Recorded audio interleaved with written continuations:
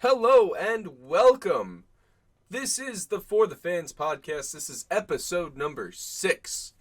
My name is, as always, Justin Melillo, and I've got Kevin McAdams right alongside, as I do every week. Kevin, how are you doing tonight? Well, it's an off week for the Cup guys, but it's not an off week for us. We got Xfinity and Trucks this week. We had a bunch of stuff. Le Mans was this week, but we're not really going to talk about that. I'm doing pretty good. Just got out of work, as probably you did, and I'm ready to talk about not only the weekend, but we're talking about some cool stuff that we have ideas for. So I'm excited for that. How are you? I'm doing all right. I had a pretty long day, as I always do on Monday. Been up since about 2 in the morning. Worked a little bit later than I wanted to at my second job. On my way home, I had to stop at the local store to grab a new headset because I almost forgot that I needed a new headset because my headset died last night. The checkout chick at GameStop, she hooked me up, so I got this comfortable new headset on my head. I don't even know what the brand is. It was like a $40 headset, but Wow. I'm looking forward to tonight.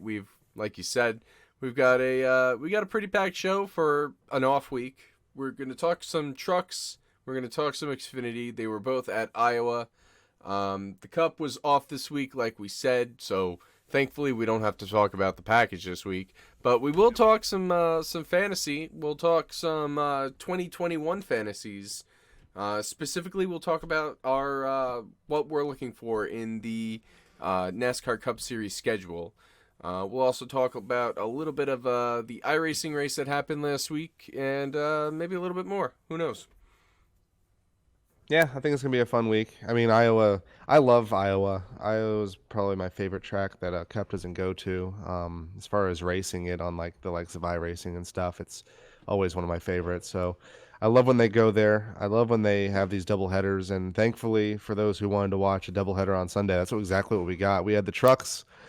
We had the trucks on Sunday, and then we had Xfinity on Sunday because basically a mega storm came through Saturday night. So I thought it was a good duo for the fans to have for that day. So um, I think they walked home with their money's worth. Did they though? Because we had for the first time in the 2019 season, and the first time since 1995, at least with the Truck Series race, the winner did not win the race. We had a disqualification, and it's definitely the big talking point this week. There's going to be an appeal that's going to go on Wednesday, but did I'm wondering what those fans who were at the track were thinking when they got home and they logged onto Twitter or Facebook or whatever, and or they were listening in the car, or if they were in the stands and had no idea. But Ross Chastain, everybody's favorite watermelon farmer from Florida, he ended up putting on a clinic for those Truck Series boys and was pretty dominant all day. And we found out that maybe it wasn't because he had a legal truck. They ended up disqualifying him after the race. A full disqualification put him last place, 32nd place, and it handed the win over to Brett Moffitt, who originally crossed the line second. What do you think about that? I'm probably in the minority just based on what I've seen elsewhere. I think this is a rule that they needed to have for a long time. I think it's no different than if someone goes below the yellow line to the finish line, kind of like how we saw with Justin Haley last year at Daytona. As questionable as that call is, they called it and they took the win away from him. I think having an illegal car is worse than something like that. So obviously, I think they should have proper justice. So I think the punishment is a good match with the crime. My issue is that was the truck actually illegal? Now, according to the owner of Nice Motorsports, he said that it was because of damage. Now, is it? I think that's why they're doing this appeal. I think if it's because of something that it's out of their control, it's not something that was done maliciously. I think it should be appealed, and I think it should be reversed. If it was a matter of like, oh, this is obvious. This is definitely something they were doing something nefarious, something wrong. Then yeah, take the win away. If it's something as a result of damage, I think it should be let go. And I think that's going to be a gray area that may come into talks later. And with this being the first one, I think it's going to be a good first appeal. So we'll see. But I mean, honestly, I think it's something that we should have been doing for the last 3 or 4 decades. Just because I don't think it's fair. Like points don't really matter. In Ross's case, it definitely does. But at the end of the day, points really don't matter anymore in Cup or even Xfinity if you're in the top 8 or 10. So it that I always had a problem with like, oh, you take away 50 points, whatever. It's like, okay, they go from running third in points to running seventh in points. Yeah, they take the win away now, but as far as encumbering it for the playoffs, but it wasn't like that before anyway. So I don't know. I didn't think the punishment was strong enough for having an illegal car or doing something wrong. I think it is now. And like I said, I know I'm probably in the minority on that, but it's no fault to Ross. I mean, he was excited and he thought he won his second race of the year and basically clinched himself into the playoffs. Now he's got to do it all over again. It's interesting how Ross explained it on the radio over the last 2 days. First of all props to Ross Chastain. He had a commitment with MRN Radio for the Xfinity race yesterday, and he didn't back out of it, which, if you just got called for a disqualification or whatever, most people would want to go and just go to the motorhome or try to get away from the spotlight for a little bit. No, Ross ended up going up to the booth and called the entire Xfinity race right after learning that his win got stripped. So big props to him on that. But the way that he described it on MRN, on SiriusXM Radio yesterday, also on SiriusXM Radio today, he was on Dave Moody's show. Every time that I heard him talk, it seemed like it wasn't damage. He wasn't really bringing up damage. He was saying that the way that they set these trucks up, they're going to drop as soon as they get on the track. So they have them set up to pass inspection where the ride height is correct. But as soon as they go, the front drops so that they get as low to the track as possible. And that drop is supposed to raise itself back up after the race so it will pass inspection again. So it seems like these teams are doing this so that they can get as close to the track. The lower you go, the better, the more, that you're going to have to the track, the more grip you're going to have. And it seems like all these truck teams are doing it, but they have a ride height rule in the Xfinity and trucks because they don't want, from what I understand, they don't want these teams going out and spending a lot of money trying to figure out how to make the trucks go as low as possible. And it seems like they're doing it anyway.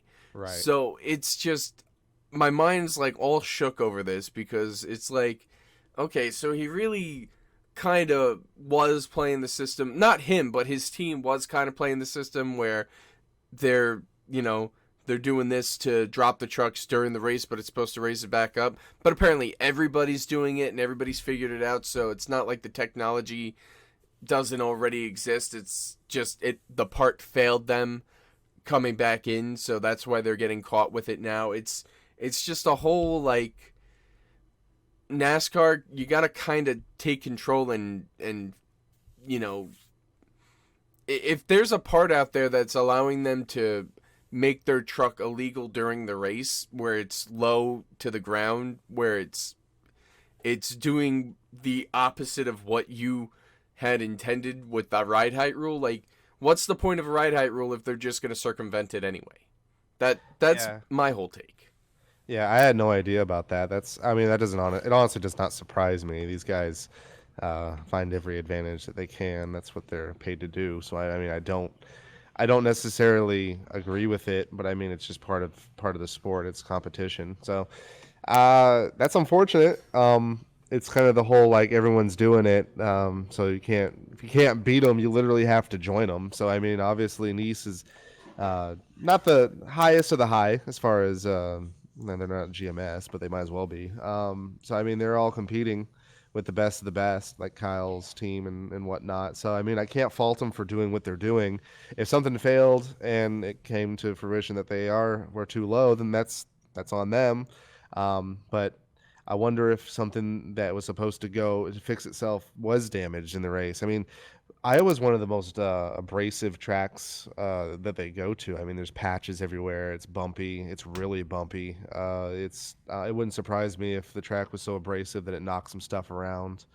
Um, but I mean, that sucks. Ross is so good for the sport just because he's such a happy-go-lucky guy. He literally takes every opportunity and he doesn't take it for granted. So he'll win again. I think this was probably his best shot, but they got Gateway coming up. Very similar track as far as it's flat. They're sweeping corners in 3 and 4. It's a little bit sharper in 1 and 2. So I mean, he'll have opportunities, and I think he'll still be fast at the speedways. I don't see him not being fast. I obviously he has to win, but he'll get his shot again. But I mean, hey, if you're a Brett Moffitt fan, you got to see some happy news later. So Brett wins the race. But besides that, we had some fireworks in the middle of a Sunday afternoon in the cornfields of Iowa. We had a good old Johnny Sauter, everyone's favorite asshole. He gets involved with Austin Hill. That was something, and I was watching that at on my break, and when it happened, I was watching the replay like everybody else was, and then they cut to Austin Hill wrecked under caution. Like, what? Like, come on, Johnny, what are you doing? He's a veteran of the sport. He should know better than to do what he did. Now, I'm gonna defend him a little bit here because Austin Hill was racing him like, an idiot. Austin Hill's a newer driver. He's a younger driver. He has a win this year, and apparently the two haven't been getting along the last couple of weeks. They had an incident at Texas, too. They had an incident in Texas. They had an incident where Sauter ran him really hard at Iowa, and then Hill he was not having it, and going into the corner, he just floored it into Sauter and took him out. Pretty much intentionally there, but it was under green flag conditions. Fast forward like a lap, 2 laps later, and they're under caution, and Sauter goes in, and Hill sees him, and he's trying to get away, but he can't get away, and Sauter wrecks him. Sauter gets parked. Hill continues on. He didn't get wrecked too hard, and he ended up finishing 13th out of it. My biggest problem with this is that, yeah, I'm not faulting Sauter for getting the retaliation on him. I felt like it was justified. I just don't feel like it was justified under caution because that's unsafe. We had an incident quite a number of years ago with Kyle Busch and Ron Hornaday. Pretty much the same thing happened. The two got together, and Busch ended up getting some heavy damage, and Hornaday ended up getting some damage, and the caution's out, and they're supposed to be slowing down because under caution there's safety workers on the track, but Busch ends up going and turning Hornaday hard into the wall, and he gets parked, and the precedent is set that there should be a suspension for Johnny Sauter. I don't know. What do you think? Well, I mean, there's different people in charge. I hope they don't suspend him. If someone else, I think it's 1 for 1. Actually, I think it's 2 for 2. So you have Sauter and Hill going at it in the race. Sauter bumps him, and then Austin bumps him, and he turns him. I don't think that was his intention. I think if you actually look at the wreck, Hill is going in there pretty strong, but Sauter's the one that turns down into the corner. So I mean, I think, yeah, it's definitely Austin's fault, and I think he was definitely trying to rub him up a bit and rough him up and maybe push him out of the way, and he just went around. Sauter, my only issue with Sauter's wreck, like the actual retaliation after the fact, he already gave one to him. So at this point, it just became like, okay, now it's just back and forth. You're playing tag. So I mean, is this going to continue? Who knows? I'm sure NASCAR is going to intervene. Like, if any of you guys do this again, you guys are done. There's going to be a swift suspension and maybe some fines and some points. But I honestly, I had the only issue I had with it was the fact that Sauter endangered other drivers on the track as far as like their actual like position. Because I mean, Grant Enfinger was right there underneath the two of them, and I mean, if Austin Hill spins down another 10, 20 feet, now you got Grant Enfinger involved, and now you got some real issues inside that team. So, but I mean, it was just between those two. I mean, I don't encourage it, but I mean that's what NASCAR needs. Like, it's such a stale sport right now. There's no personalities. As much as I hate Johnny Sauter in the Truck Series, he's someone that you like. He's like in the wrestling world. There's always there's heels and baby faces. There's good guys, and then there's guys you're supposed to boo. At this point, Sauter's the kind of guy that I know I'm supposed to hate, and he doesn't care. Like, he's such a smug asshole that he just does not care, and he's at the point in his career that he knows he's not going to have another cup ride. He knows he's not going to have a top end Xfinity ride that can move him back up into the highest level. So he's just taking anything he can get at this point and making the most of it. So I can't blame him. He's at the last probably the last third of his career.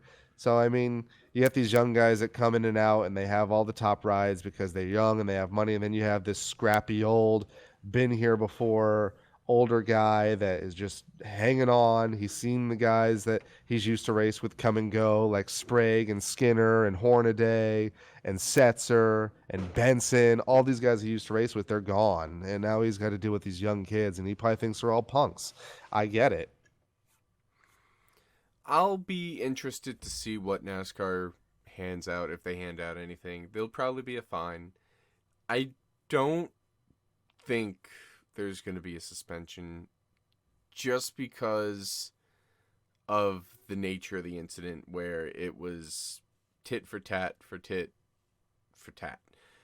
They just both of them were being idiots out there. So I mean, I feel like almost if Sauter has to get a suspension, Sauter's only getting a suspension because he did his wreck under caution and Right. Hill did his wreck under green. So it's almost not fair that Hill doesn't get a suspension as well. I think they should leave it as it is, and I also agree with you that this is good for the sport, albeit that it's not fair. I always have erred on the side of safety, and any type of wrecking under caution really, like, my skin crawls a little bit, because imagine if there's a safety worker that's out there trying to pick up a piece of debris or something, and these two are being Something idiots. bad happens, right? I can't imagine what the possibilities could be, under caution, doing stupid kind of crap like that. But I don't think there's going to be a suspension, and if there is, I hope they don't take Sauter out of championship contention, because him missing a race technically would exclude him from his benefits of his win, and his being able to make the playoffs. So I hope there's no suspension. I hope there's just a fine, and that he realizes going forward that under caution isn't the way to do it. That's just my take on it. Uh, I think they also have to factor in that Austin Hill's truck was pretty much fine. He was running in the back half of the top 10, 8th, ninth, 10th, and he ended up finishing 13th. I mean, it wasn't really a huge blow to the rest of his race. I think he was going to finish maybe at the highest a 7th or an 8th. So It wasn't a uh, Matt Kenseth, Joey Logano right, it wasn't instance. a guy taking out the leader with 50 to go. It was a guy taking out someone else who was probably going to finish where he did in the first place. So from I mean, the one that got the most out of it, if we're talking about like offensive blows. I mean, if I don't know if Hill actually meant to do it, but he did take him out, and that ruined Sauter's race. Once again, was he really a playoff or a contender for the win? Probably not, but it did wreck a car. It wrecked an entire truck, and they got to go back and fix it. With Hills, I think it just ended up being some minor left side damage because of him hitting him in the middle of the corner like that, and then some right rear damage. So I mean, it wasn't that bad from a damage standpoint. So I definitely I'm on the stance of no suspension, just because I really don't feel like there was. Now, if it was like how it was with Hornaday and Bush, that was a really hard wreck. That was a really brutal wreck. They were going about 130 miles an hour. In this case, they were doing about 45, maybe 50. they were doing just regular pace speed. So I don't see an issue with it, The other ru- than the fact. Other than the fact of like the safety crews, if there were safety crews in the area, then I would definitely agree with you that safety really should take precedent over anything. I believe it was Bob Pockrass. He tweeted the rule that it states that it is NASCAR's discretion on this. It's not like black and white. Like he did a stupid thing, he's gonna get a stupid reward in the sense of a suspension. It's NASCAR's discretion. It could be a fine or a suspension. So I guess we'll just have to wait and see what happens. Wednesday will probably be a pretty telling day for everything that happened in the Truck Series, whether Chastain and his Nice Motorsports number 44 are going to get the win back or not. I'd say it's probably a less than a 5% chance that will happen. And we'll see if on Wednesday also if there's going to be a penalty being handed down to Sauter or Hill or nobody. So by the time this podcast comes out, I'm going to be editing it on Tuesday, and it'll probably be up and available for your consumption before any penalties are handed out on Wednesday. So hopefully you listen to this beforehand, and we don't miss anything like that. Yeah. Real quick, what did you think of some of these guys that were debuting this week? I mean, we had a couple guys. We had Chandler Smith in the 51. I was really impressed with him, at least in the first half of the race. He was up in front. And then I've never heard of this guy before. We have a second Canadian in this field for the first time, I think, in a while. Raphael Lessard. He was in the 17 truck this week. And not to beat a dead horse, but he finished in the top 10, and his teammate, Natalie Decker, finished 3 laps down. Two things. 2 laps down, 17th. One thing is that Lessard actually does have, I want to say, 1 or 2 starts with Kyle Busch Motorsports in the 46 truck. So he has been around, like he's got enough of a name that Kyle Busch is picking up on him. I'm guessing that they didn't have any room in the stables for him because they had Riley Herbst in the 46 this week and Chandler Smith in the 51 and the regular 2 full-time guys in the 4 and the 18. So I guess they just didn't have enough room for Lessard. But Lessard was impressive in that 17 truck, just like Ankrum has been. Unfortunately, last week we were praising Ankrum, and over the week he ended up losing his full-time status because of some sponsorship. So hopefully that didn't have to do with the number of trucks that have been wrecked this season for that team, but I'll withhold those comments. Ankrum did race. He start and parked the 87, I guess, to keep his full-time status current. So hopefully things get better for him. But yeah, it was impressive for these newer drivers. Chandler Smith, wanted to point out, and I did point this out in our group chat, this season, the 2019 season, Todd Gilliland has led 39 laps in the 4 truck full time. Harrison Burton has led 0 laps in the 18 truck full time. Chandler Smith comes in the 51 truck, and he leads the first 51 or 52 laps. 55 laps was the official count. 55 laps at Iowa. So in one race, this dude, because all he kept saying in his interviews was dude. He's like, dude.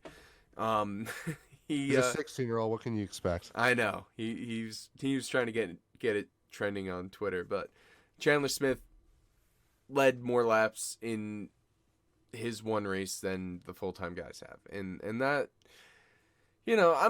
I know Harrison Burton, he's still young, and I'm giving him the benefit of the doubt because he's still trying to learn it a little bit. I think Burton is going to be in a better position than Gilliland is. I agree. Gilliland right now is outside of the playoffs in 9th. Burton's on the cusp. I think he's in like 6th or 7th now. But it's interesting to me to see guys like Lessard, guys like Ankrum, guys like Smith come in and race pretty much equal or lesser equipment and outrun some of these full-time guys. Well, I mean, I think I think I made this call a couple weeks ago. I think Gilliland's gone after this year. I think he's fortunate enough to have his own team to fall back to with DGR Crosley with his dad. So I think he'll end up in that ride next year. I mean, he's obviously got some kind of sponsorship support. He's got Mobile One on the truck every week. Harrison Burton actually was pretty. We'll get to the Xfinity in a little bit. Harrison Burton was actually pretty impressive, and I think just because he has so much late model experience, I think he'll thrive a little bit better once he makes the jump to Xfinity in a year or two. I mean, he finished fourth in the Xfinity race.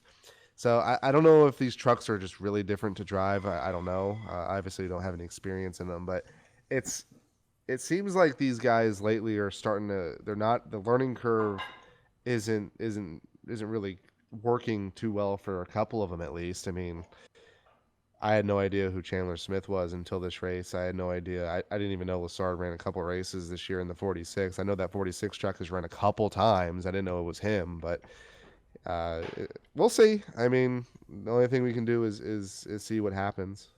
Chandler Smith was maybe one radio problem away from leading every single lap in that race.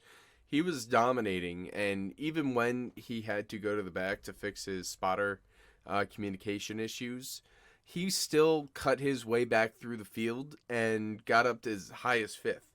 Of course, once you start getting up towards some of the trucks and you don't have the experience, it's going to be a lot harder to pass, and that's probably why he kind of stalled out at fifth.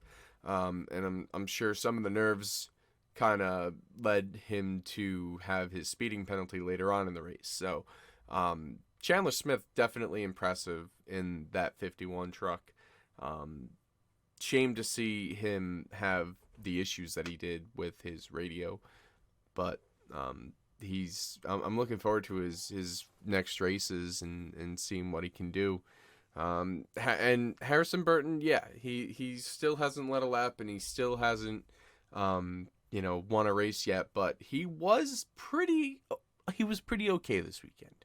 He did the double duty. He got top fives in both. I think that's worth celebrating for him, and I think that will help him in his career going forward. And I think he's closer to getting to victory lane than his teammate is. Burton was credited, of course, with third place finish in the Truck Series. Gilliland ended up finishing 10th, really in 11th, but Ross got the penalty, so 10th. So it's,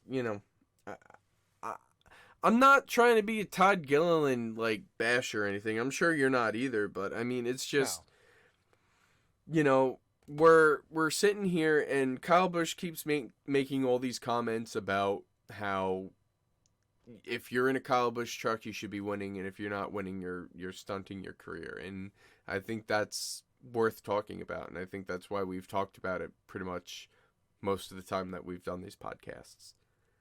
Yeah. Another note I wanted to just make, kind of to drive my point that points don't matter. Grant Enfinger is solidly in the lead by 47 points. If this was any other year, he'd be the favorite to win the championship, and doesn't have a win yet, but he's got 9 top 10s out of 10 races. So I think he'll break through. But yeah, I like talking about the young guys just because they're our future, and I think it's important to shine a spotlight on the ones that are doing well, and I think it's important to shine a spotlight on those who are maybe wasting a ride for someone who deserves it, and that's why I think we kind of go into the defense of a Tyler Ankrum or even now someone like Brendan Poole. We talked about him a few weeks ago, finishing second in that 30 truck. I mean, that's insane. So we'll keep that as an ongoing topic here for the rest of the year. So I think it's a good time to talk about Xfinity. The Xfinity race wasn't as compelling as the Truck Series race, sorry to say. It was a little bit longer than the truck race, and it featured some more domination, but there was no implications, and there was no after race penalties or post race penalties or anything like that. We had some talk about the big three: Bell, Custer, Reddick. Reddick had some issues. He ended up, I think he ended up having either a tire go down. He had a flat tire, yeah, the right rear flat, I think. and that was just before the end of stage one. So Reddick was pretty much absent for most of this race. It was Bell versus Custer up front. Um, Bell pretty much having the advantage for the majority of the race, and sure enough, that led him to victory lane once again in that number 20 Supra. Yeah, I mean the only real, I guess, controversy in the race was what I'm sure people will know what I'm talking about. That caution with like maybe 10 to 15 to go, or maybe it was like 20 to go. Regardless, um, Custer like just like basically like grazes the wall and they throw the caution out. I don't know. Like I feel like if Custer won this race, we'd have a lot more to talk about because honestly, I think that caution, if that caution won him the race, there'd be a lot to talk about. But it ended up being the same anyway. Custer finished second. Bell finished first. Basically dominated the race. Won all the stages. Got max points. Got max playoff points. Um, it was. Like I said, I love Iowa. So the racing was always compelling to me, even though it was basically a two-man show up front. So there's always good racing here. So there was a lot of stuff to see. Gregson, for example, he was running in the top five up front for the better half of the first and second stage. So that was nice to see him finally get some nice momentum for maybe running up front more. Zane Smith in the 8 car. I had no idea about this, but apparently the nine team from when it was Byron and Reddick, apparently that's the same team for the 8. So good for him finishing in the top 5. Zane Smith is obviously another one of those young guys that we don't really get to see that much. So good for him coming in 5th and in a margarita mix sponsored machine. Didn't know that either. I wanted to make sure that the TV just didn't miss something, but I'm looking at the report from NASCAR directly. That caution that you brought up with Cole Custer just grazing the wall, it was the slightest hit that I've ever seen. He didn't like even scrub any speed off. This was coming down to it. This was at lap 217. It says So that 30 was to go. yeah, All that right. that is one of the most ridiculous cautions I have ever seen in NASCAR history. There was no debris. There was no like he didn't hit the wall hard enough for them to warrant a caution being thrown. Just a few laps after the restart, the 42, like they're 4 wide and they're beating and banging off each other, and 42 like slams the wall. Was there a caution for that? No, Nope. there was no caution for that.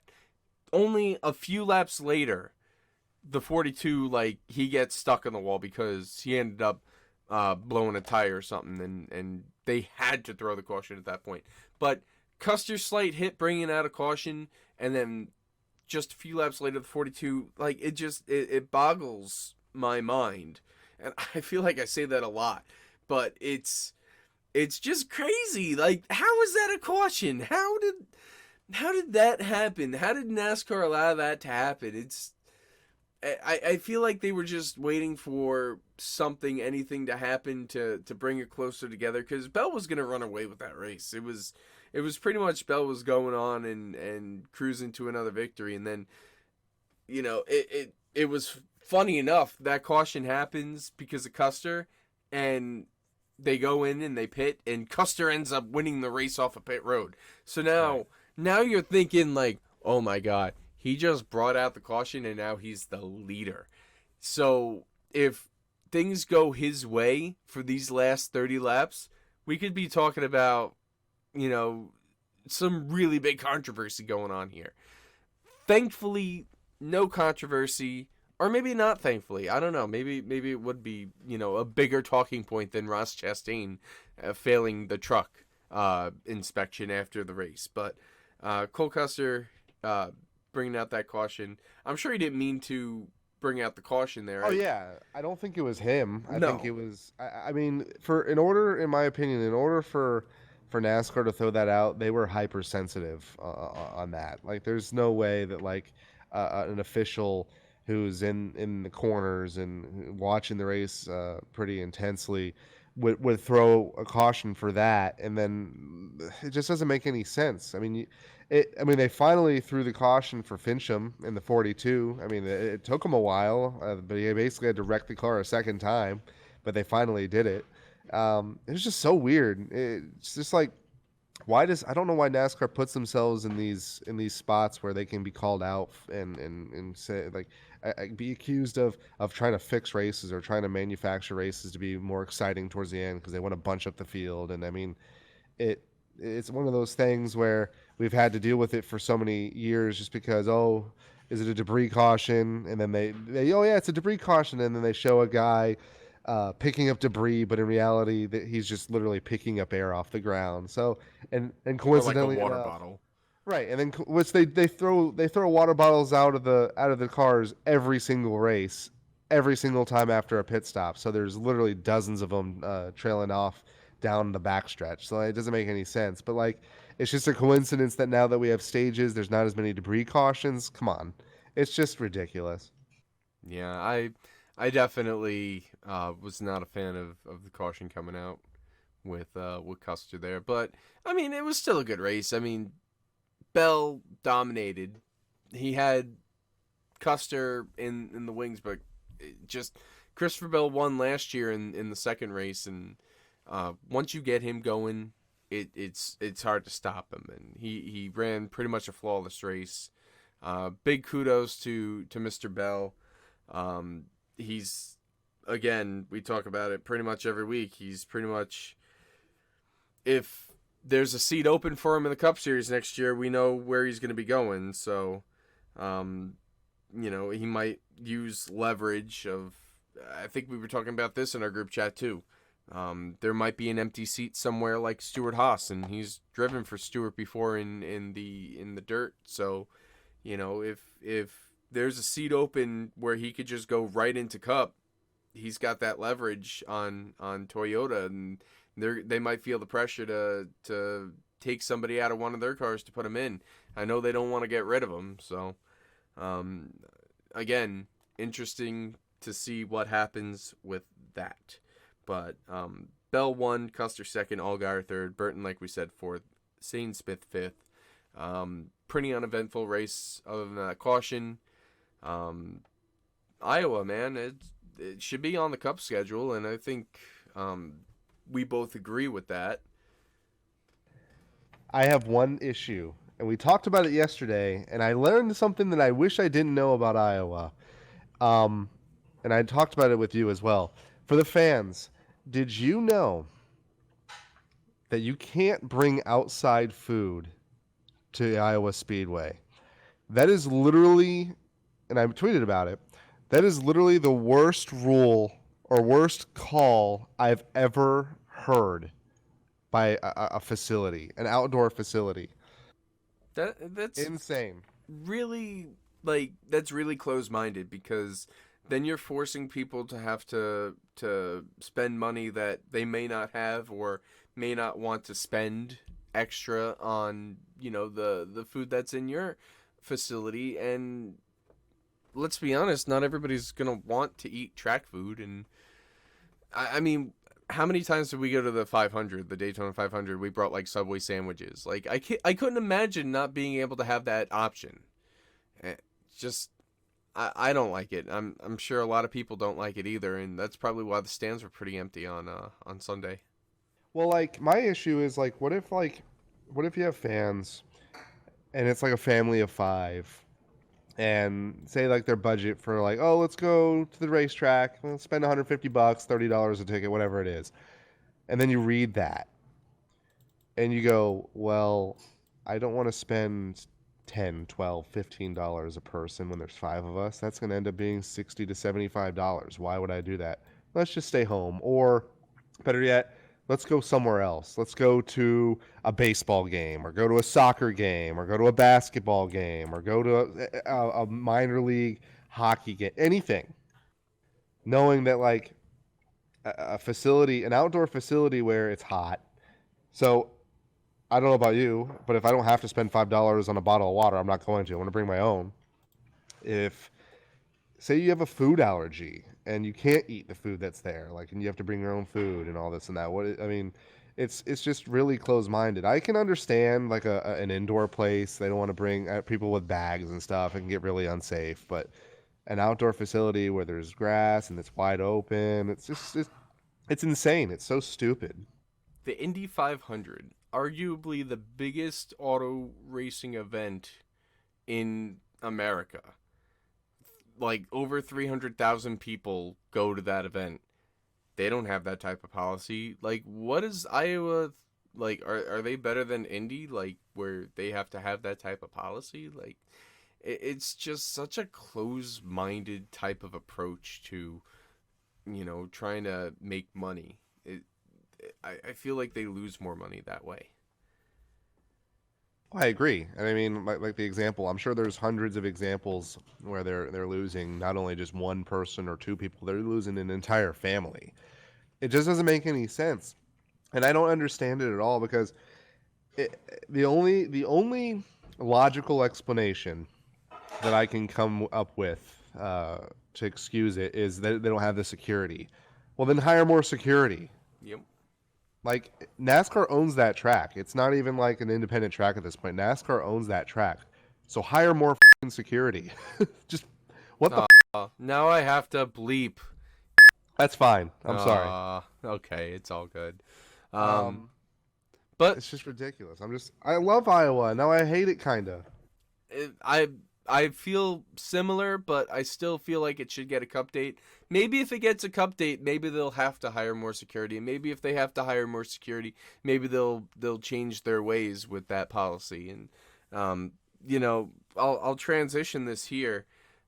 We both came up with our own fantasy, but not really 2021 schedules, because I mean they have the 2020 schedule out now, and we saw the changes that they're making, like with the Pocono doubleheader and moving the Daytona 400 miler at night to the end of the regular season, and moving Indy to the 4th of July, and all the other changes that they made. But we've been talking about it, how we would want to have a schedule. So making a 2021 schedule seemed like a really good idea, and I really enjoyed putting the thoughts that I did into not only my schedule ideas, but also like my playoff ideas and all the other factors that go into it. Kevin also, I know you were looking forward to this a lot. I don't know. You want to go first? I want to go first. No. I'll go first then. You go first because A, you have a script. B, I'm eating breakfast for dinner, so go for it. I haven't eaten like since probably 11:30 this morning, so I envy you right now. But it's not really a script, Kevin. It's just talking points. But yeah, I'll go into my schedule first. And I am gonna read this first part verbatim because I really like the way that I typed this out. So in my 2021 NASCAR Cup Series schedule, I assume 3 things in helping me decide how I would like to see it all played out. First, I assume that all the tracks that are currently on the 2019 and 2020 Cup Series schedule will have at least one date on the 2021 Cup schedule. Second, I assume that the aero package that will be used on the 2021 Gen 7 car will have similar characteristics to what we have in the current 2019 Gen 6 car. Third and finally, I assume that the playoffs will not be going anywhere anytime soon, but they could be open to reinterpretation because we've had so many different formats since the inception of the NASCAR playoffs in 2004. So I tried to keep it a little bit traditional. I tried to keep it a little bit, what if I had control, but I couldn't stray too far from the source material. I really like what I came up with. And there are a couple things in my schedule that are important. One, there's a lot of night racing. Because as we learned at Kansas, the nighttime is the right time. Especially at places like Kansas with this aero package. The best racing that we've had have been at places at night. So I've added in a lot of night races, and you'll be able to see this if you're watching on the YouTube video. I'm gonna have both our schedules up on the screen here for you to follow along with. So I'll get right into it. Since 1982, the first race of the season has been the Daytona 500. It's been a tradition of 37 years and counting, and it's, as the sport was rising in the 90s, it was like the Daytona 500, that's the first race of the season. I can't imagine that ever changing. So we'll go to Daytona. We'll start off the season as normal, speed weeks, all the good stuff. So race 1, Daytona 500. We're going to stay in Florida. We're going to go a little bit further south. We're going to go to Homestead. Now, Homestead has been the finale and will be the finale this year in 2019. That's changing next year. In 2020, they're going to have the full season finale, the playoff finale, the championship 4 race at ISM Raceway in Arizona. So, Homestead, I don't think they're going to get the championship race back. I think that they could have 2 dates, though, and I'll go into that a little bit later. But I'd like to see Homestead as the second race of the season, keep it in the Sunshine State, Daytona followed by Homestead.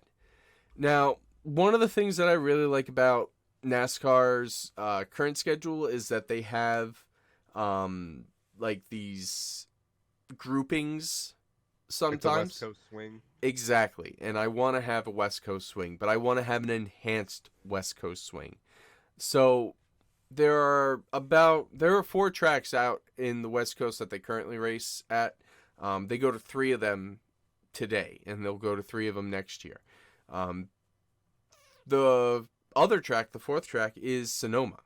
And I don't know if anybody's ever seen like the social media pictures from Sonoma Raceway in like the springtime, but it's beautiful. The grass is green. It looks so nice.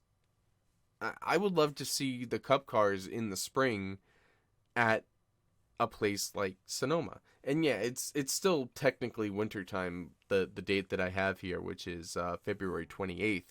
But it's pretty much the beginnings of spring. Maybe it's a little cold out, but, a little cold never hurt anybody. So we'll go to Sonoma for the 3rd race of the season. Then we'll continue the West Coast swing at Las Vegas. Then we'll go to ISM Raceway, and then we'll go to Auto Club. We'll drive back a little bit further east, and the 7th race of the season will be at Texas. In those first 7 races before our first off week for Easter, which is April 4th in 2021, we'll have 4 night races. The Daytona 500, technically, I'm not counting that as a night race because they race mostly during the day, but Homestead will be a night race on Sunday, Vegas will be a night race on Sunday, Auto Club will be a night race on Sunday, and Texas will have it as a Saturday night kind of IndyCar doubleheader type of deal going on there. It'll be like Saturday afternoon, Saturday evening with IndyCar. Whatever IndyCar wants to do, I'm sure they could figure it out. I know they've been talking about a possible doubleheader going on with NASCAR and IndyCar, and I'd like to see that maybe at Texas. Me too. So we have the off week, and then we go and we bring the series back, and let's go to Talladega. Why not? It's April. It's, a little cooler, so the speeds will be a little bit higher, and the racing will probably be a little bit better because of it. So Talladega, I have that dated on April 11th. Then we're going to go into another block, and this is like a short track block that I got going on here. The short tracks, we're going to have 4. And yes, Iowa is a short track. I don't care what anybody else says. It's just like Richmond, except better. So we're going to start at Richmond, and these are all going to be Saturday night races until the last one. So Richmond, Saturday night, then Bristol, Saturday night the next week. Then the Cup Series goes to Iowa for the first time on May 1st, Saturday night. And then they go to Martinsville on Mother's Day weekend, which is May 9th of 2021. That's going to be a Sunday night race like they have in the 2020 schedule, the Martinsville 500 miler. And then the week after that, they're going to go to Dover like they normally do. And then it's going to be All-Star Week. Now, the All-Star race has been at Charlotte for a long, long time. They went in Atlanta one year, but it's been at Charlotte pretty much ever since. I would love for All-Star Weekend to be anywhere else besides Charlotte, just for the mix-up. But I think as long as the Smiths are still walking on this planet, Charlotte will continue to be a 2-week extravaganza, which encompasses like the Hall of Fame voting and all the people visiting like the shops in the Hall of Fame and whatnot.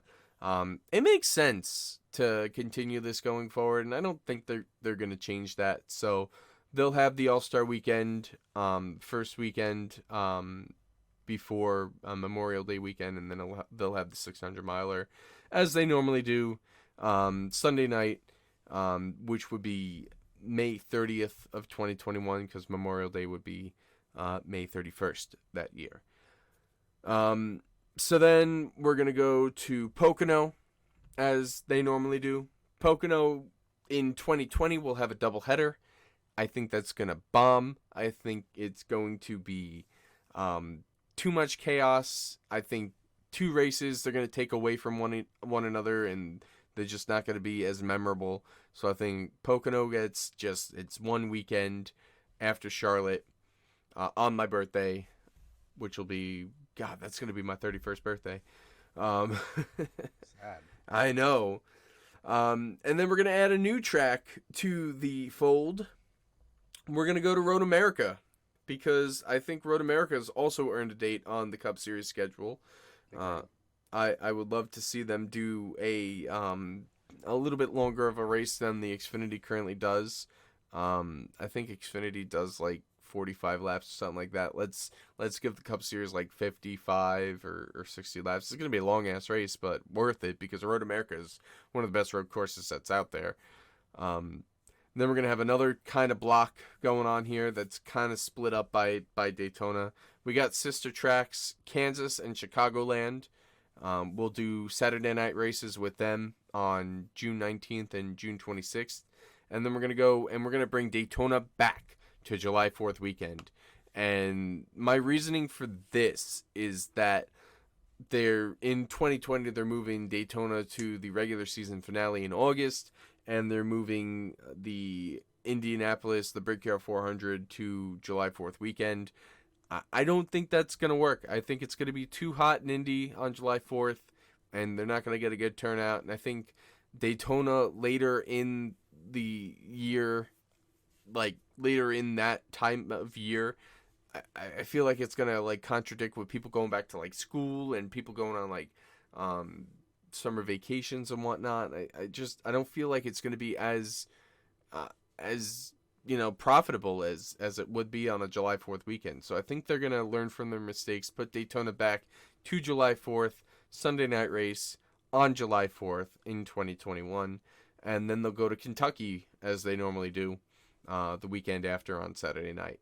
And then we'll have another off week. And I feel like these are like breaking up, because we had 7 races start the season, then an off week. Then we had another 6 races, then the All-Star week, which is kind of like an off week, but not really. Then they do another 7 races and have an off week. And now we're going to do 6 races to finish out the regular season. We'll go to Indianapolis July 25th. It's still going to be pretty hot, but I really don't know where else to put Indianapolis on the schedule. Just because, I mean, Indianapolis is not going to get a good turnout regardless. We'll go to Watkins Glen after Indy like we used to do, like we will do this year. No, we won't do it this year, because we still have it as a regular season finale, like we've done in years past, is what I mean. We'll have New Hampshire on the schedule as normal. We'll have Atlanta. Atlanta's normally at the beginning of the season. We're going to move this one to the middle of the summer. I have this set as August 15th as a Sunday night race. Michigan, they'll have their one date on the 21st. On the 22nd. Why do I have the 21st there? It'd be on the 22nd, which is the Sunday. And then to round out the regular season, the Darlington Southern 500 on Sunday night. Can't get any better than that, in my opinion. So now, I'm going to take a little bit of a breather here. Kevin, what do you think so far about like my regular season? I actually kind of want to steal some of these ideas. I'm just kidding. Um, I think it's well balanced. I think our schedule, once I start talking about mine, and then once we get them side by side, I think it'll actually be pretty similar. Um, Not to kind of go into mine, but I left a lot of this, a lot of the stuff that they moved. For example, like on mine, I did leave the 400 for the season finale. But for the most part, a The lot of the Daytona dates, 500? 400? the yeah, the Okay. Coke Zero. But I left mine pretty open as far as like, oh, we can move some more or less. I just wanted to get some new tracks in, and I think you've done the same thing. I think I like the ideas where you have there's some splits of well, you're going to short tracks, and then you're going to the West Coast, and then you're going to more unconventional tracks like Road America and Pocono. So I mean, I think it's really cool how you have it. Yeah, I've thought about this type of schedule for a while, and I did put one on Twitter a couple months ago when they were announcing the 2020 schedule, kind of how I would like it then. And I feel like this schedule is even better than that. And I feel like with the freedoms that they're going to have, maybe something like this could be more of a possibility. But let me get into my playoffs now, because my playoffs are completely different from what they have. And I hope you all follow along with this one, because I really did think about how they could reinvigorate the playoffs. Right now, what they have is they have 3 rounds of 3 races. You get all 16 in the first round. The top 12 in points, or if you win a race, moves on to the next round for another 3 races. The top 8, or if you won, moves on to the next round of 3 races, and then you get 4 after those 3 races that race for the championship. I want it to be a little bit more personal. Now, when you go to the NFL, when you go to the NBA, when you go to the MLB, college basketball, you name it, everybody's pretty much got bracket style playoffs where it's 1v1. I would love to bring something like that to NASCAR. I don't think they're going to shorten up the fields any. I think they're going to have still 16 people that will be eligible for the playoff. So let's give them seed numbers like we have been doing. You'll have the number 1 seed, which if you look at today's point standings, that would be Kyle Busch as the number 1 seed. And then you got Jimmy Johnson, who would be the 16 seed. Let's do something like that, where in the first round, instead of 3 races, it'd be 4 races, and there'd only be 2 rounds instead of 3 rounds. So follow along with me here as I try to explain this and make this, and I'll provide like a little graphic that you can see on the YouTube. The drivers are seeded 1 through 16 for 4 weeks. Seed 1 will face seed 16, 2 will face 15, and etc. and so on and so forth. It's head-to-head point competition. Whoever scores the most points over the 4 races in the first round, which those races I have as Richmond, Las Vegas, Talladega, and the Charlotte Roval, which isn't too far off of what they currently have now. But those would pretty much, except for Talladega, those would all be night races, by the way. But it's 1v1. It's not like the best 12 move on or the best 8 move on. It's Kyle Busch versus Jimmy Johnson. It's Joey Logano versus Alex Bowman. It's so on and so forth, all the way down the list in those one-on-one competitions. So Jimmy Johnson, if he wants to keep advancing on, he's got to outpoint Kyle Busch in those 4 races. If he gets a win, the wins will be worth a little bit more in the playoffs, just because the wins aren't going to guarantee you a movement into the next round.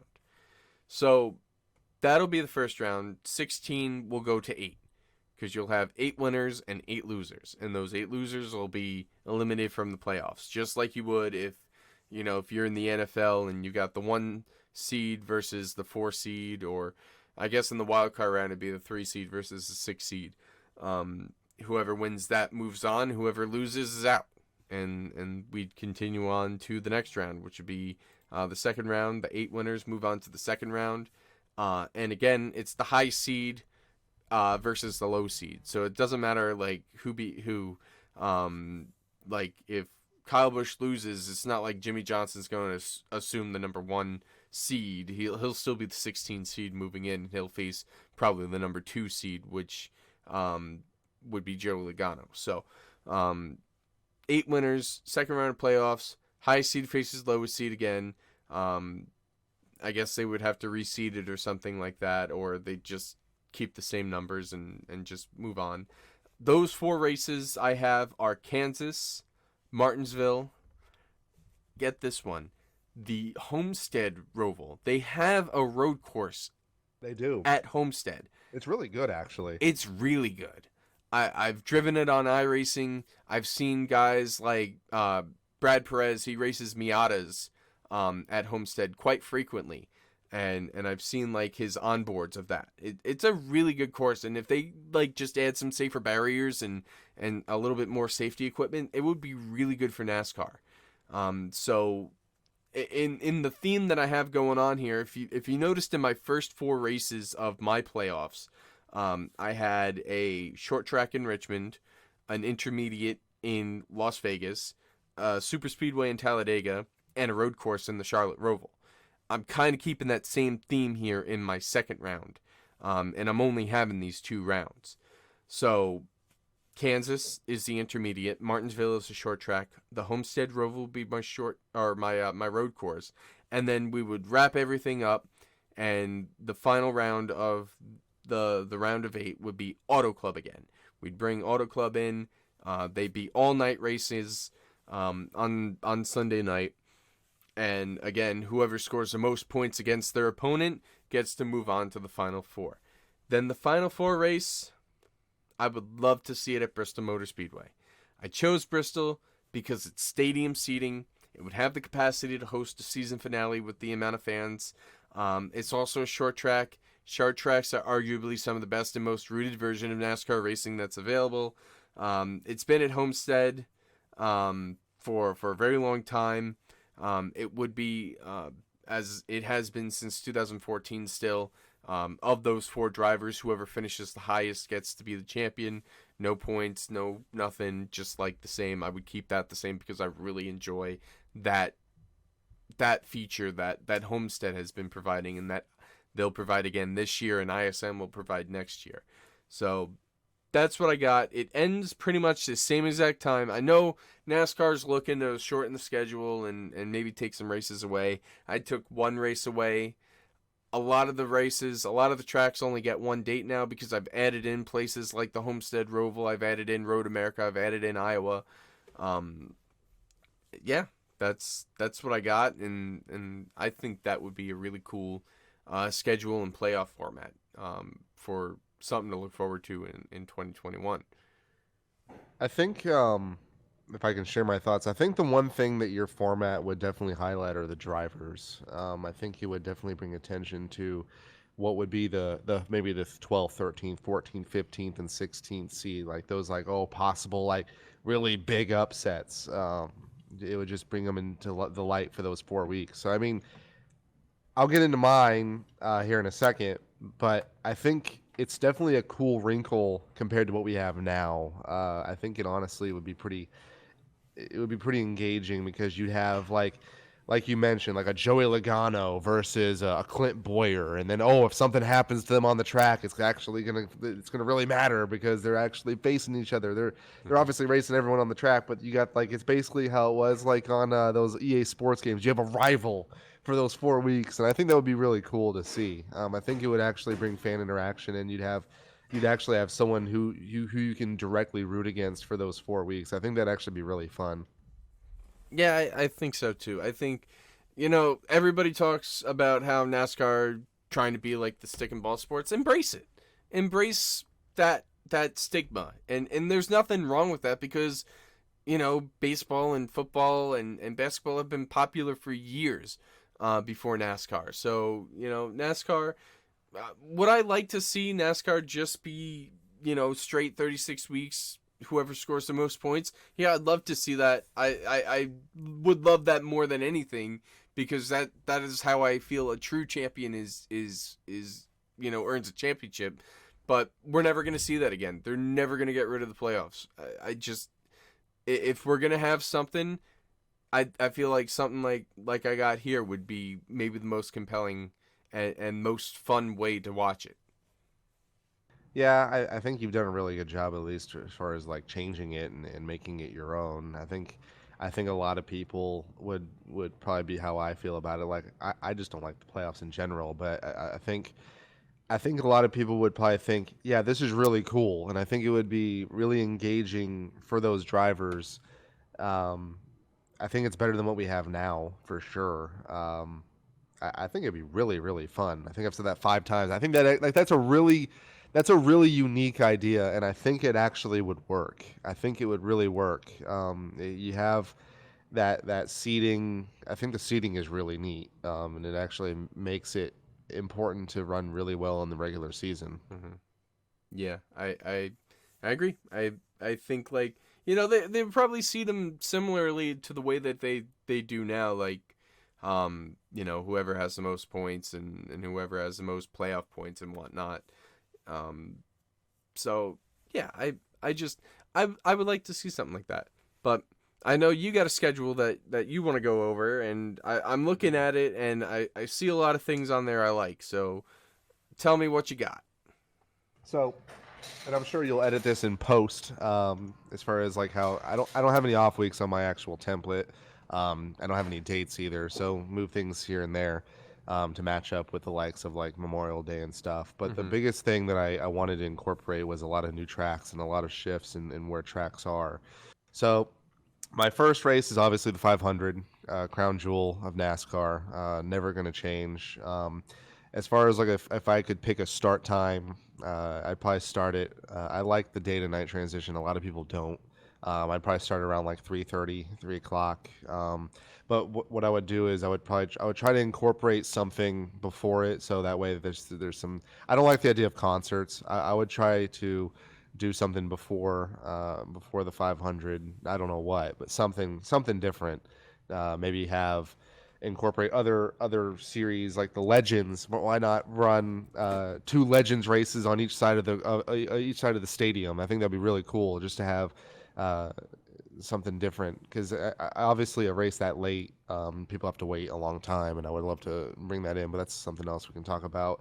I love. A lot of people hate this too. I like Atlanta right after the 500. It's right next to. It's really close to North Carolina, so it allows people to be close to home, bring their first speedway car, really see what they have. They don't have to worry about driving a million miles all the way across. It's cold, but it's not that bad. Most of the time, it's in the 60s and 70s. I think lately it's been on a rare basis really cold in the 40s and 50s. I don't think it's really affected attendance, but I could be wrong. My third race is the first shocker, and that's Nashville Fairgrounds. I think we're going to see an announcement soon. Maybe not for 2021, but we're talking about some fantasy stuff here. I think Nashville is going to be owned by SMI, and I think they're going to get it ready for a race as soon as 2021. So I have them going there. I'll probably throw it on a Saturday night just to really spark the interest. Once again, something to talk about maybe as far as logistics, as far as how the weather could be in Tennessee around this time of year. It'll be early mid March, so might have to run it in the daytime just for that sake. Then we go to the West Coast for a little bit.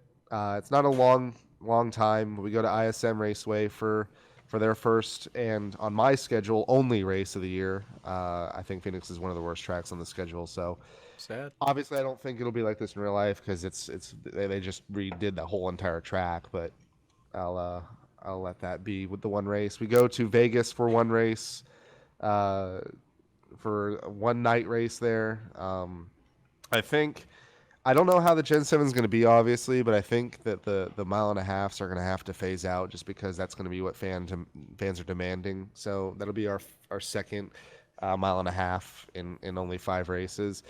Then we go, and I think we had the same idea. Sonoma's beautiful in the springtime. Why not? Why don't showcase it? So we're gonna go to springtime Sonoma Raceway, and then after that, we go back to the East Coast and go to Bristol. Now, the race after Bristol, I have Homestead, which, funny enough, for our FTF series, this is around the same time we had it for us. So I kind Exactly of the same. yeah, I copied it. So I put it as race 8 and then going to Talladega. Now, something I haven't talked about, I'm going to try to incorporate some kind of Noble 5 Winston Million style thing. So I'll have 5 total races. The first one will be the 500. Obviously, it's the number 1 race. And then we're going to go to Talladega. That'll be the second race. I'll get to the other 3 as we go along. After that, I have Iowa once again, probably a night race. I'd have to see the logistics if we're going to be pairing it with Xfinity or Xfinity and Trucks. If we have to run that on a Saturday and do like a double header, well, who knows? But I have it right now as a day race right now. After that, guys get to bring a similar car back to Richmond. And then once again, night race. Richmond is one of the best races of the year every year, so that's why they have 2 of them. They've done day. It really hasn't panned out each time they tried it, so I moved it back. I just left it tonight. Then we go to Martinsville. Once again, another night race. I think with them doing that in the spring next year, I think that's something that's going to stick. I think that's going to be a big success. They've done it with the late model race that they have in the fall as well, and it really works. After that, we got Charlotte, the 600. I didn't do anything really for the All Star. I think that's going to be something that's so up in the air. I think if they do anything, it'll be something wild. So I just left it out. They'll either do something crazy or they'll just leave it at Charlotte, like you mentioned. It's such a staple. It's such a tradition to keep families close, and I think that's why they keep it that way. It's a week off, kinda. So I left it there. Now, once again, another addition. I threw Road America on the schedule.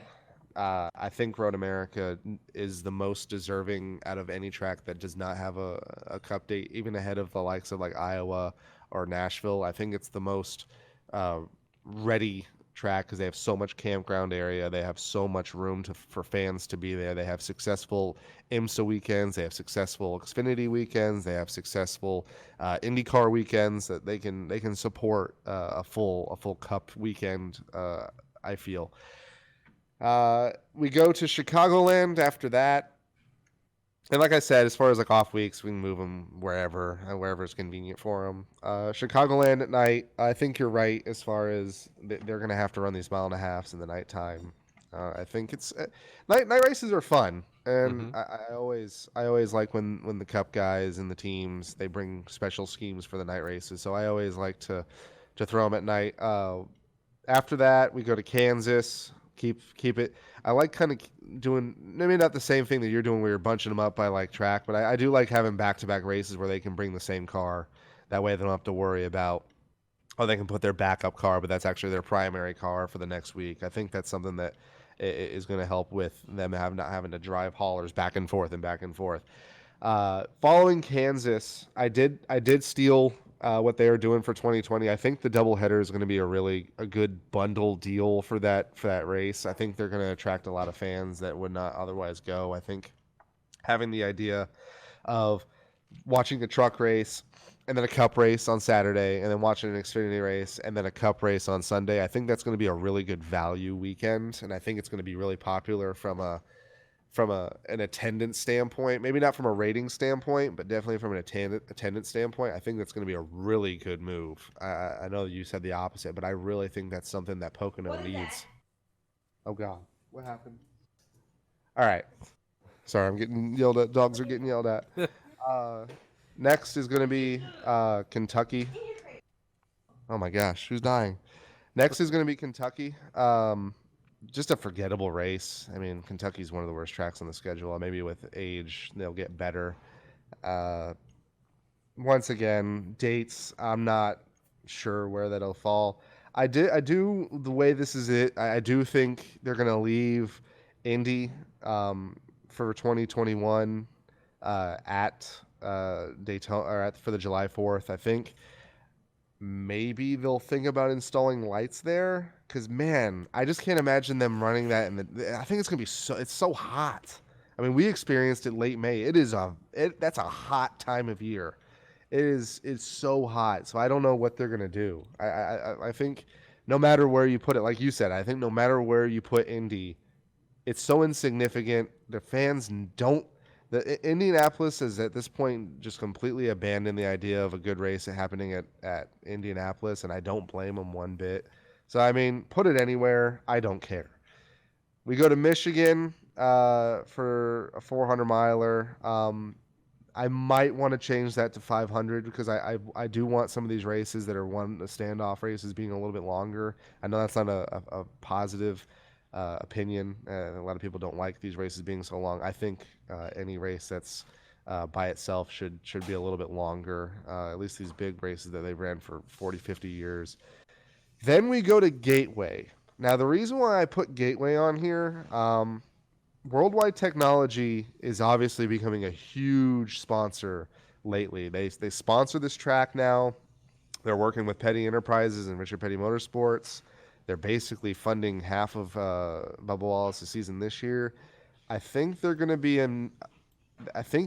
to have some pull in the coming years. It's a big company, and I think they're going to be able to sneak a date in there. And I think they deserve it.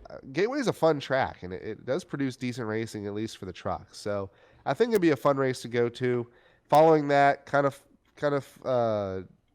going to the whole keep it in the same area. We're going to go to New Hampshire. I have a typo here I need to fix. After that, we're going to, for race 24, we're going to Mossport. Mossport, I think, is the biggest, like, why not road course. Every single year they go there, there's a wild finish. It never fails. We've had fights, we've had photo finishes, we've had cars passing each other in the grass. I think it's definitely a track that they should go to, and it gets you outside the U.S. And I think it'd be really good for those fans. They deserve it. They lost their Montreal race. They get now Mossport, and I think they deserve the Cup race. Then we go to Dover for an otherwise forgettable 400 miler. Once again, I don't know how this track still has 2 dates now. I've heard it's really good in person. It's basically a 3-hour nap for me at home.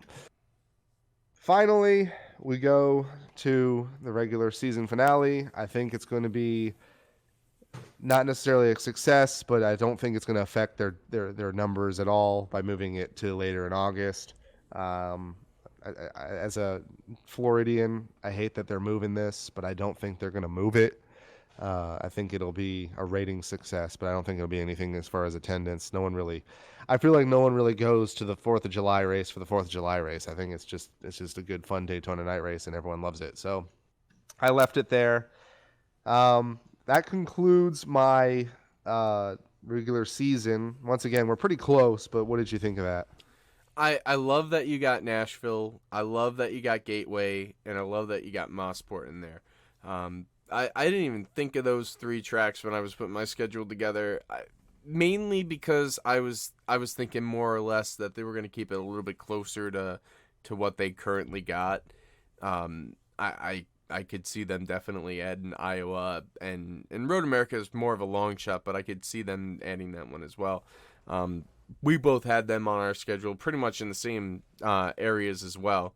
I like that you've got Sonoma after the other races. I feel like that's probably going to be better for Sonoma, being after the other West Coast swing races, being the last race of the West Coast swing, just because it'll be a little bit warmer temperatures and more towards the springtime and less towards the wintertime. And, you got the Pocono doubleheader on there. I think we're just gonna disagree with that one, just because, I've been to Pocono for the past however many years, and it just feels like the event there just, I don't know, I feel like it would be too much that's going on at one time. I don't know. We're just gonna have to see how it plays out next year. Honestly, I mean, if it is successful, I'd love to see it be successful. I just don't think it's going to be. Yeah, I mean, it's like I said, it's just a matter of opinion at this point. A lot of these decisions are just a matter of what ifs. Um, Now, I initially didn't think about doing anything for like a playoff format. You sparked my interest earlier today for me to kind of mess with it. I I kind of didn't go forward. I kind of went backward. I'm in the same boat as you. If it were up to me, 36 races, one champion, end of the season, whoever has the most points wins. I don't care if it's Matt Kenseth. I don't care if he has one win. If he has the most points, he's the champion. They all run the same races. They all have the same conditions. It's not a matter of strength of schedule or any of that, anything like that. It's not stick and ball sports to me, period. But if we have to do playoffs, which I think we're going to have to do playoffs, like you said, I'm going to kind of simplify it because I think one thing NASCAR has done when they changed the points a few years ago, oh, it's supposed to be simple. You go from 43 to 1. What's so hard about that?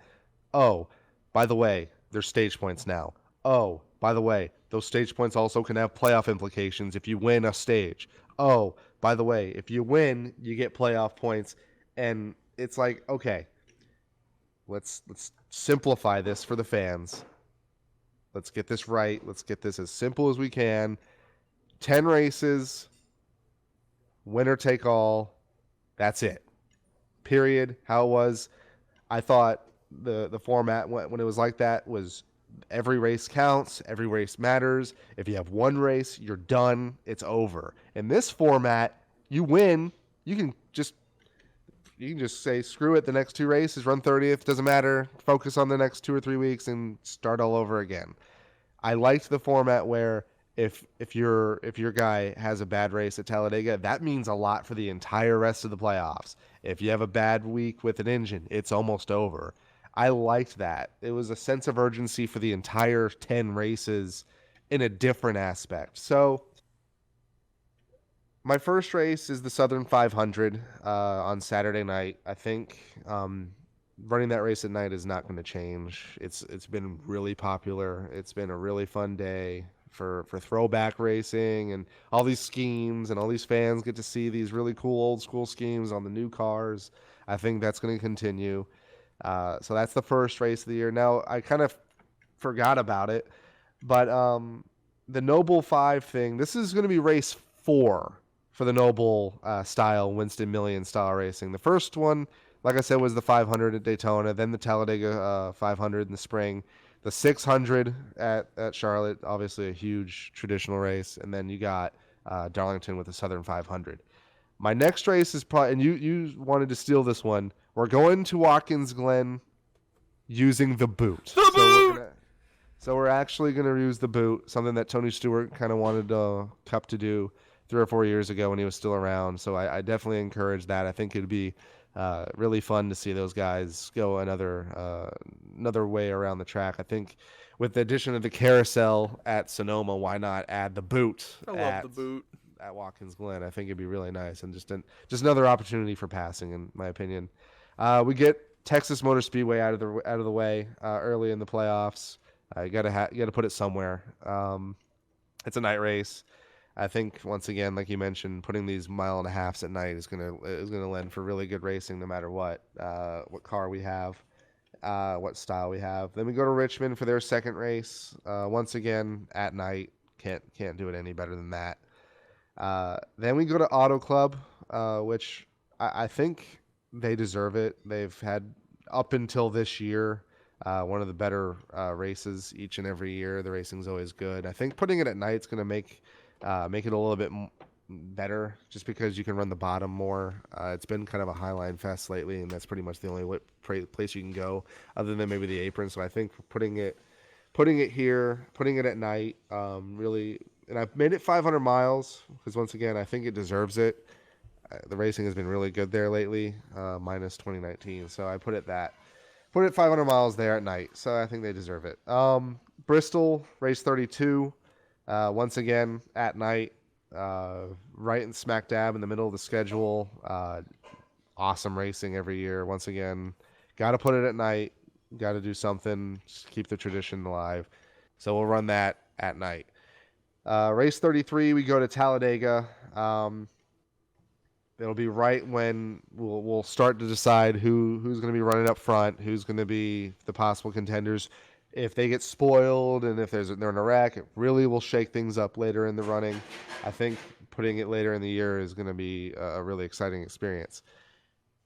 And then we go to Rockingham, and I really think this is a possibility. The reason being, they are doing some renovations to it. There's I think a private organization. They're putting in about between 5.5 and 7.5 million dollars, something in that range. They're going to basically make it more of like an entertainment complex. They're going to be able to have concerts there and whatnot. So I think that's going to, once again, same way Nashville getting some push with SMI and the Smith guys. I think that's going to help them possibly do something at Rockingham once again in Cup. If it doesn't, they'll probably put ISM Raceway there, which honestly, if I'm being honest, that's probably what they'll do in my fantasy land. They'll replace it with ISM. Race 35, we go to the final Noble race of the year at Martinsville. It's going to be a Sunday day to night race, start around 3 like they've been doing, run it until around 6:30, 7 o'clock, finish it at night. And then the final race of the year, I think it deserves it. I think it's a sham that they're removing it for 2020, but we're going back to Homestead for the finale. It's honestly the best track on the schedule from a racing standpoint, at least for the mile and a halves.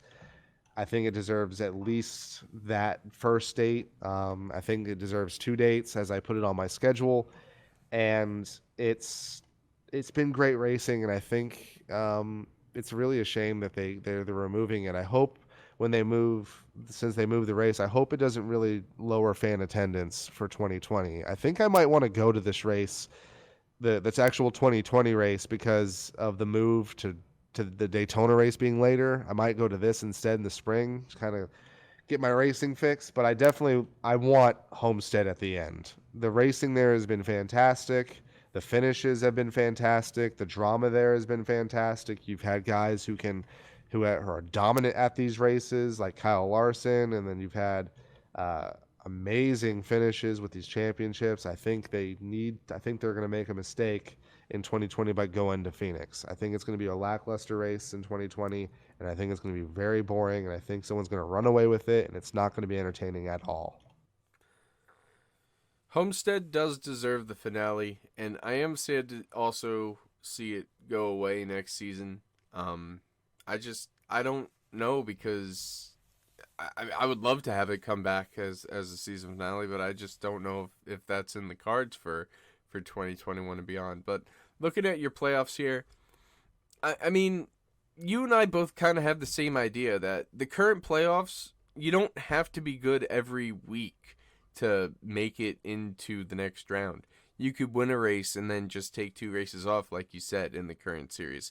And I think both my type of playoffs and your type of playoffs, which yours is the original chase type playoffs, where it's just 10 races, most points wins. I feel like both of those, every race counts, and I think that would help going forward with keeping people entertained and glued to their television sets. I love the boot. I wish they would do the boot now, but we're not getting the boot now. I was really hoping in Daytona, when I was at Daytona and Watkins Glen was having their press conference, I was like, come on, boot, come on, boot, come on, boot. And everybody around me was like, really? Like, why? Because the boot is awesome. That's why. And it was funny because one of my coworkers actually had something like halfway written for a possible boot return, if that's what they were going to announce that day, but it wasn't. It was a partnership with like solar farms or something. So yes, boot, love boot. Auto Club, I love that being in here. You only have it once on your schedule, but I love where it's at. and at night, and 500 miles. I love that you got Rockingham in there. I'm not as optimistic as you are with Rockingham coming And back. like I said, honestly, if I'm being honest with myself, that's probably a second ISM Raceway race. If I have to put ISM in there, I would put it there for a second race. But let a man dream. Let a man have some nostalgia. Yeah, I agree with you there. I mean, it would be really cool to see Rockingham come back and get, refurbished and have those cup cars back on those pretty decent banks. We've raced on our FTF. We've raced Rockingham the last couple seasons, and it's a fun race on the computer, and I'm sure it would be another fun race to have back in real life. But yeah, I really like what you got going on here. Your whole schedule.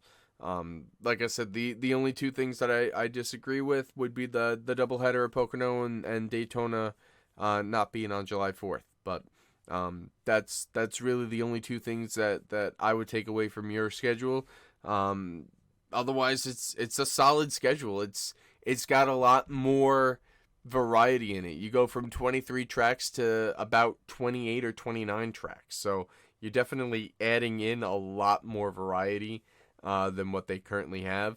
You're taking away a lot of the, double races that are at places like Texas and Kansas and it works. Dover doesn't need a second date either. Michigan doesn't need a second date.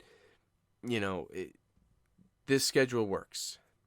Yeah, I try to make it as feasible as possible. I don't think I think either one of us could have thrown some really crazy suggestions. Like one that I was actually thinking about as like a one that I really wanted to put in just because of where it is and the racing in there is really good.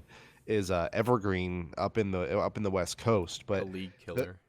yeah, exactly. But the one issue is that it does not have a functioning pit road. So you literally can't race there. So it's just not possible. But I think that's a track that deserves it. The racing there is every single time I watch a K&N race there or a late model race, I always have fun watching it on YouTube or NBC Sports, wherever it is. One thing I didn't get into was the playoff format. Besides the whole 10 races and you're done.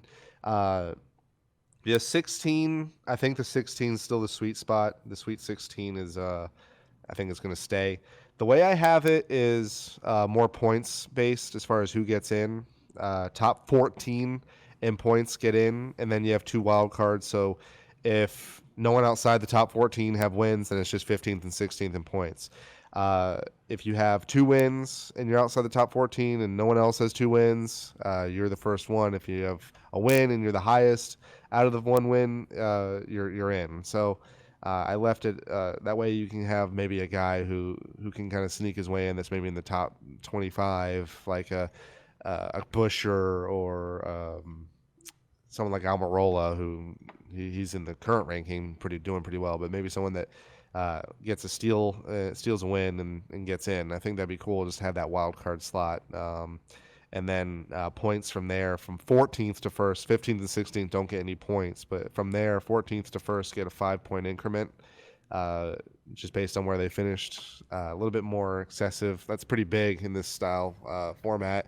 And then for every stage win, they receive a playoff point. Unfortunately, got to keep the stages relevant, so I did that. And then the wins, you get 5. So you could easily, if you're winning the points, if you're leading the points, it really does.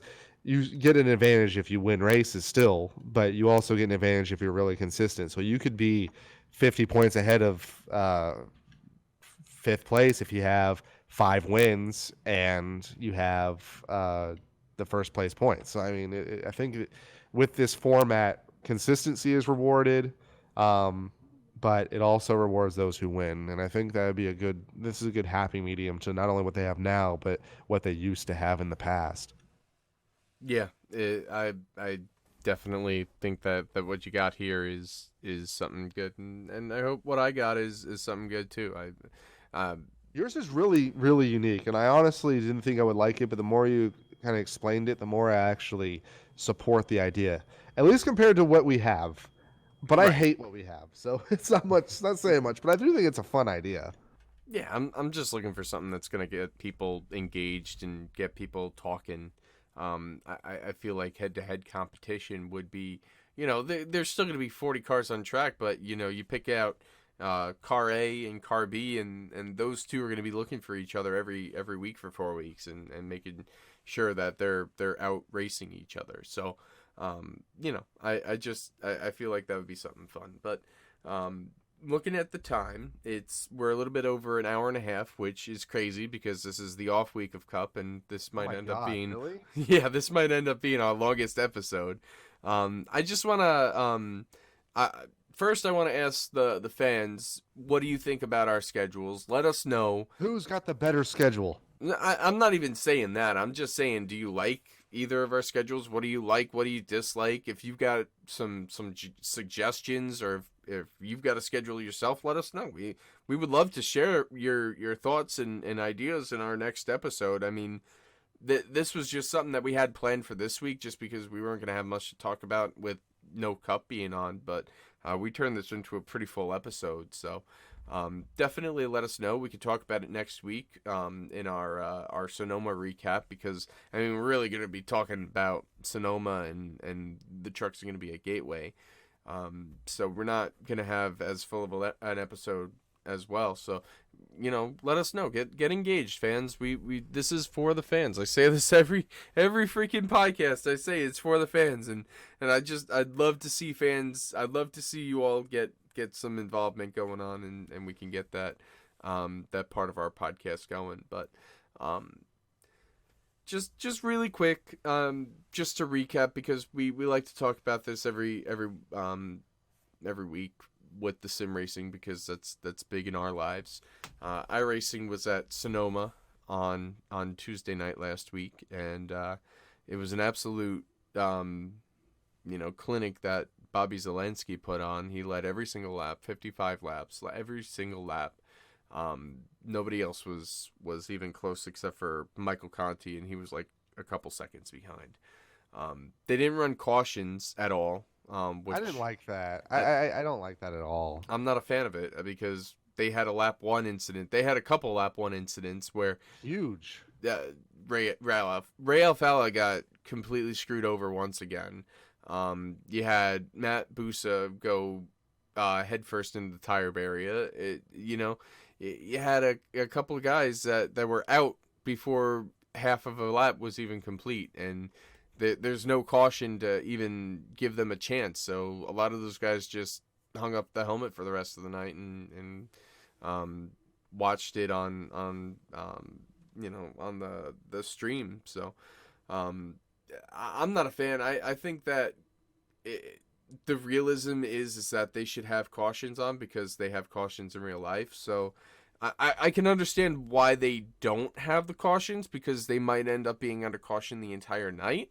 But at the same time, that's not realistic. Like, that's Right. If there's an incident, they should have to slow down for it. The way they should have done it is they should have. I think they can do this. Just have it be local yellows, and then admin discretion, if it's possible, to have admin discretion or race control discretion cautions. I We do think that that. wreck. We do Do that that in the now. FTF league, Right. the IMSA league that I was just racing an hour and a half ago. That's exactly what we have. The game doesn't call the cautions; the admin does. So I mean, Right. iRacing has that capability. I don't understand why the Peak Series doesn't utilize it. Yeah, I mean, it's not hard to have some kind of gentleman's agreement. I mean, we have 40 guys every week, and we manage to be able to call cautions and chat, and everyone follows direction, and everyone's playing by the rules. Why can't Peak do it? I don't know. It doesn't make any sense. They have race Um, officials.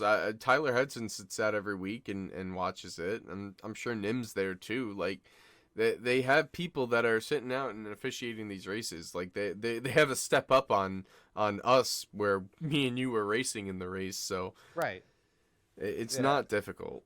It created a race that you already knew who was going to win the race. I mean, Bobby Zelensky's a freak at Sonoma, and he showed it. I mean, the only person that was, like you said, the only person that was within any kind of stretch of having a chance was Michael Conti. And I still had fun watching the race. I got to watch my friend Blake Reynolds, who solidly in the top three in points right now. Dude's killing it.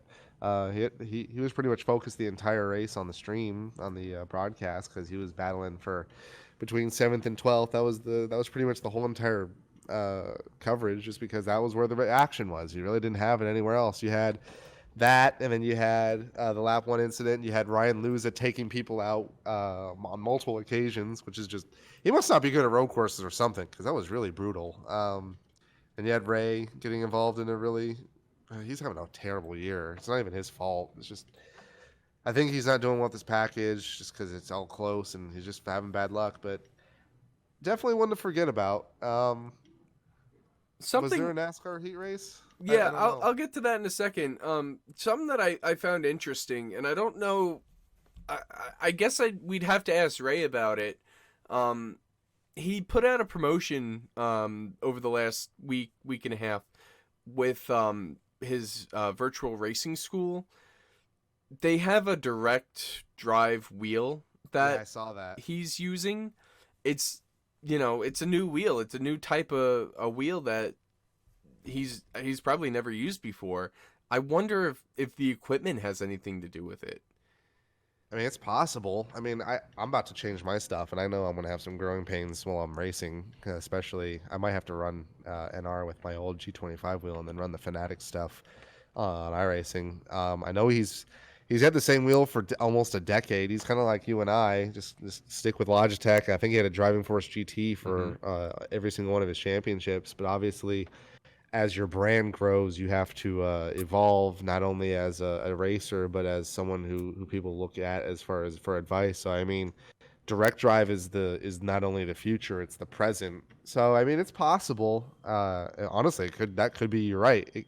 I was thinking that a couple days ago. I saw his video and I was like, oh, he's got triple monitors, cool. Oh, he has a direct drive wheel. I thought he still had his Driving Force GT. Mm-hmm. So I guess not.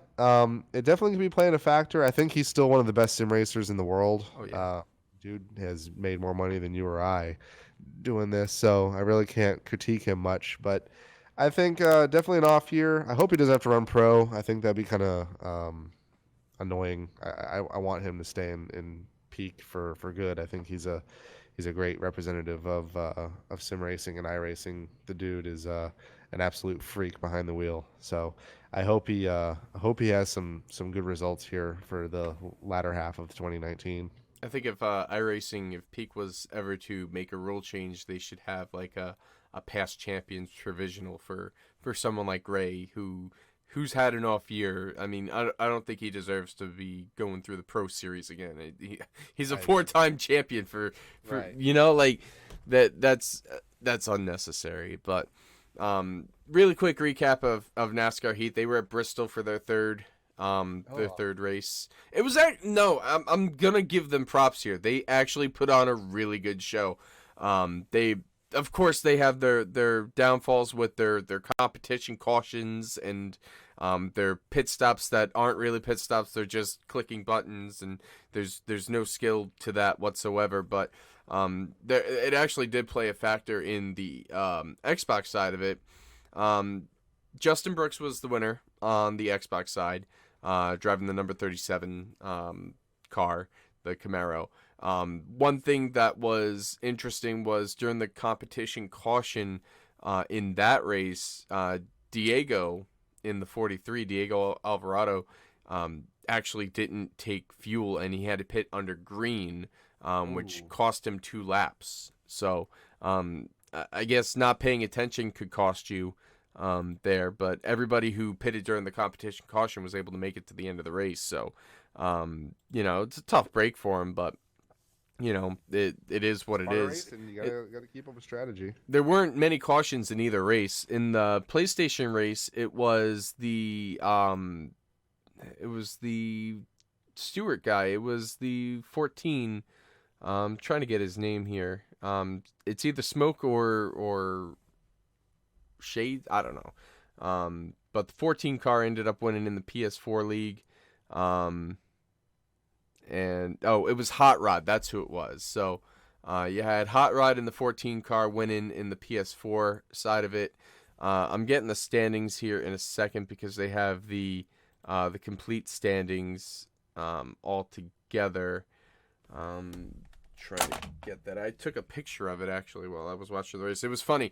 I'd actually loaded up iRacing to race at Iowa in the Truck Series, and as I was doing that, they were racing the Heat League. So the